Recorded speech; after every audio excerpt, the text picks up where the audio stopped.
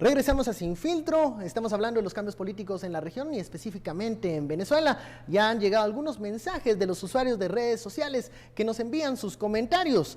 Por ejemplo, el usuario Evo dice, hay gente que ama al chavismo y no saben que Venezuela es violenta, pobre y sin libertades. Es el país más violento por cada 100.000 habitantes. Dice, hay que huir para que no nos maten de hambre. Otro mensaje que nos llega también aquí al foro de Sin Filtro, al de Irene, dice... Venezuela está bien, ok, mientras que la burla y la impunidad continúan en Guatemala. Valdetti sigue enferma en ese hospital, no sirve ahí donde no la curan. O sea, haciendo referencia a que la situación en Guatemala siempre es un poquito más complicada. Y el último mensaje nos dice, tendrán que permanecer unidos, me imagino se refiere a la oposición, para las próximas elecciones presidenciales para derrotar a Maduro. Y en eso vamos a hacer un hincapié. ¿Qué va a pasar con la oposición? Hay bastantes figuras ahí que podrían pelearse una candidatura presidencial. Leopoldo López, Capriles. ¿Qué va a suceder? Si van juntos es más fácil. Sí, pero la oposición ahorita lo único que está descubriendo es que unidos son más. Siendo uno somos más. Se equivocaron cuando no participaron en aquella elección. Y aquí es que hay muchas lecciones para Guatemala. Yo voy de una vez a mis conclusiones. Aquí la iniciativa privada... Y aquí abro a los empresarios, aquellos que se acomodan a la corrupción de gobierno, que tienen sus contratos, no digan nada, dialoguemos, son rehuicoyones, no se oponen cuando empieza esa cuestión, cuando empiezan poco a poco a avanzar en las libertades. Nosotros mismos, los periodistas, nos volvemos un poquito hasta comoditicios con el poder, y medios cuates ahí. Hasta se sientan a tomar cafecito. Sí, entonces eso es lo que realmente... Chávez estudió aquí en Guatemala. Él es graduado en el Ejército de Guatemala. Él estudió operaciones psicológicas aquí en Guatemala. La historia de Chávez es muy interesante, ¿verdad? Y sería solo muchos programas para contarla y cómo llega al poder, ¿verdad? Porque, ojo, que había sido... una figura con bastante es una lección tanto para los empresarios, pero también para los medios y sobre todo para la población, que poco a poco se acomoda al populismo y empieza a ver que es bueno, dividamos esto, la bolsa tal... Pero Estuardo, ¿tú piensas que es posible un chavismo en Guatemala? O sea, ¿tú crees que tenemos las condiciones? Estuvimos bastante cerca con Balizón. Lo que pasa es que no se entiende, yo creo que no se entiende el chavismo. Yo no es de chavismo, sino que populismo.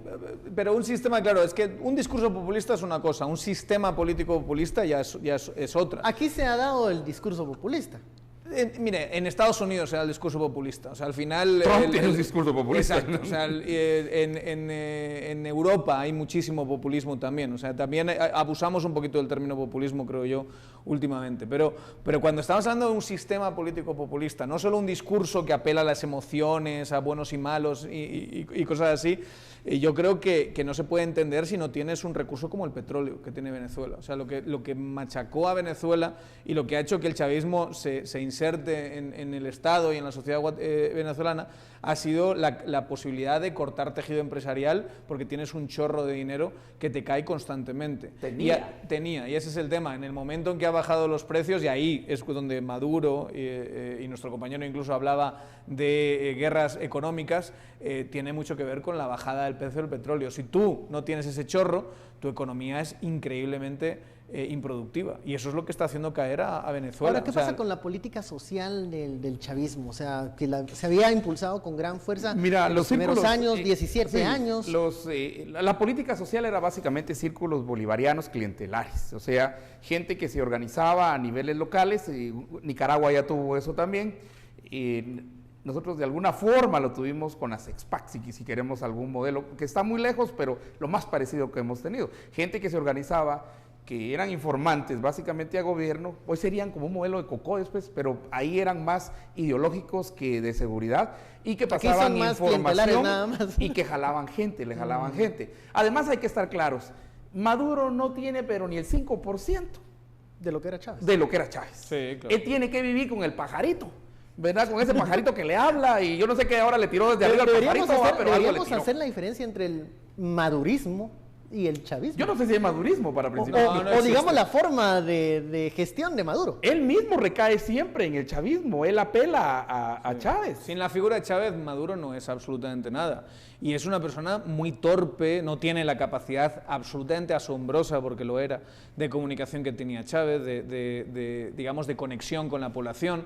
Y yo creo que no tiene la habilidad política de Chávez. Y yo creo, en última instancia, Maduro ha hecho que Chávez nos parezca un dirigente pues con cierta astucia, por lo menos, ¿verdad? Bueno, lo cual habla muy mal de Maduro, ¿verdad? Bueno, estamos casi al final de este bloque. Vamos a regresar a Caracas con Juan Ramón Ruiz para que nos comentes, bueno, los comentarios finales y el papel de la oposición en este momento, ya cuando se van conociendo los datos del Consejo Nacional Electoral. Adelante, Juan Ramón. Ahora, los sectores de oposición que antes señalaban la parcialidad del Consejo Nacional Electoral y que tildaban al gobierno venezolano como de fraudulento o como de una tiranía, ahora ante un resultado que les es favorable, pues han tenido que reconocer que efectivamente el Consejo Nacional Electoral siempre actuó conforme a la ley y siempre anunció los resultados que el pueblo venezolano había expresado a través de su voto. En este sentido, queda confirmado, por ejemplo, que el sistema electoral venezolano es uno de los más certeros y de los más infalibles del mundo, y esto viene a beneficiar de alguna manera, en definitiva, al sistema electoral y a la democracia venezolana. Gana la democracia, dice Juan Ramón Ruiz en sus conclusiones. Pasemos a las conclusiones de los analistas. Luego del evento electoral del domingo, ¿qué nos espera en la región, Estuardo?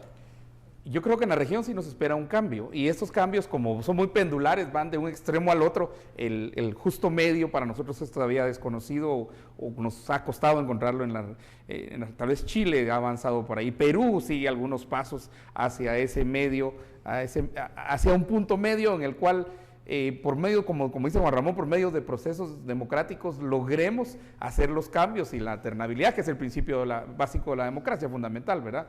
Pero yo creo que es una lección para todos los partidos y para toda la izquierda latinoamericana. Yo creo que de esta derrota, que es muy fuerte, creo que tiene que reformarse la izquierda latinoamericana. Sus propuestas ya no tienen que ser ni las de Dietrich Stefan, ¿verdad? Que es básicamente marxismo por medio de la democracia para cambiar un sistema. Eso ya no funciona, y creo que Venezuela lo está llevando. Y tercero, para mí, muy importante, es que tenemos que tener mucho cuidado en Guatemala. Tenemos que tener mucho cuidado, porque una de las cosas que también vence a Maduro es la destrucción de la economía.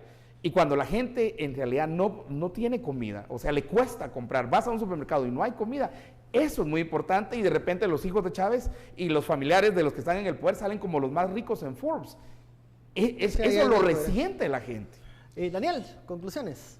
Había un lema que se hizo famoso de la campaña Clinton que decía: es la economía estúpido, ¿verdad? Sí. Y eso es lo que habría que decirle a Maduro. Aquí el problema que ha habido es que se rompió, y esto no solo es Maduro, esto es de Chávez, se rompió tanto el tejido económico de Venezuela. En el momento que caen los precios del petróleo, el sistema es insostenible, y lo que le ha matado ha sido, o lo que justifica unos resultados electorales como estos, que es una derrota apabullante. Es que es impresionante el tipo de derrota que estamos viendo ahora. Ha sido que el sistema que había montado era insostenible, y que la gente no tiene papel higiénico, y que la gente vive en una inseguridad tremenda, y que la gente no tiene acceso a medicamentos. Cuando un venezolano va a Venezuela tiene que llevar aspirinas, tiene que llevar cosas muy básicas que sí, no, pero parecido al sistema de salud guatemalteco. Lo que pasa es que aquí lo conseguirías de otra forma. privada. Ahí no hay forma de conseguirlo, Sí, ¿verdad? no, Ni a través del público. Estado, ni del mercado, ni si tienes mucho dinero o tienes poco. Y eso te está hablando de una ruptura del tejido increíble. Yo no comparto el entusiasmo por el sistema guatemalteco que tiene nuestro compañero en Venezuela, porque es verdad que esa mesa electoral ha servido como una propaganda del chavismo en muchos momentos. Lo que pasa es que creo que en última instancia sí es verdad que se consolida la democracia venezolana Luego de un proceso electoral. luego de varios procesos, y que al final la idea democrática es tan poderosa que ni siquiera el chavismo es capaz de romperla. Y ese es el camino. Lo bueno es que hay una forma de alternar un sistema que se está viendo que está fallando, objetivamente para mí está fallando, pese a los logros que algunos dicen que el chavismo tiene. Lo malo lo hace completamente insostenible. Vamos cerrando, y se Daniel. puede hacer a través de mecanismos democráticos. Muy bien, pasemos Y rápidamente. pacíficos, que es lo más Democráticos y importante, pacíficos. ¿verdad? Pasemos a los resultados de la encuesta. Hacíamos un sondeo al inicio en redes sociales sobre si estos cambios en la región son positivos, negativos o indiferentes. Veamos qué opinó la audiencia. Creció.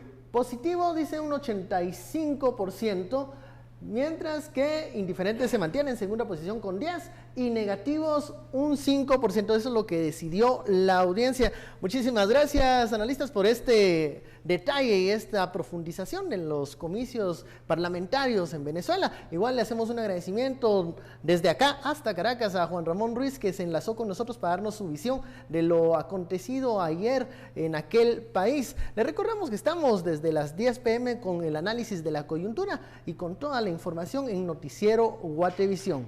Hasta pronto.